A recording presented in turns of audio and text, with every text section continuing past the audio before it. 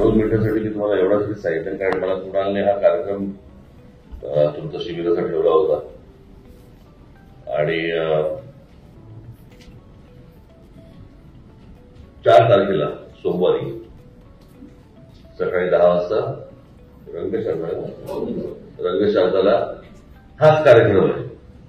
त्याच्यामुळे तुम्हाला 4 तारखेला तुम्ही सर्वजण 10 वाजता तिकडे वेळेवरती हजर राहा.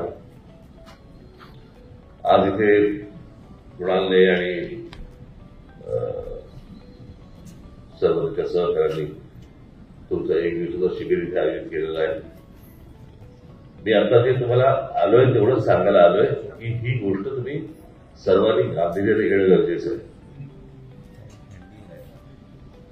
निवडणुका येतात, निवडणुकांना कशा प्रकारे तुम्हाला सामोरं जायचंय, कशा प्रकारे कोणकोणत्या गोष्टी तुम्हाला समोर येणार आहेत, त्या कशा प्रकारे हाताळायच्या आहेत.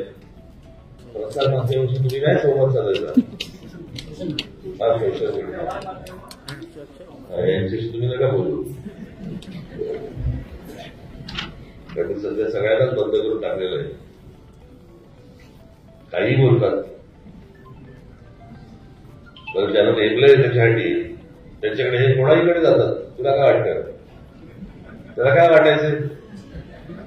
बरं ते ऐकून मला काय वाटतं हे बघितलं बघा ना.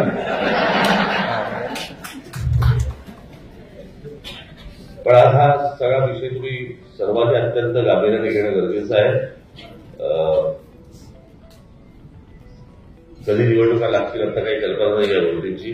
ऑक्टोबर नोव्हेंबर बोलतायत, पण आपली तयारी पूर्ण असली पाहिजे या दृष्टिकोनात हे शिबिर आहे. इथे मला सुद्धा यशवंत केलेला पण आले सुद्धा, आणि हा पुढे आपला योगेश आला.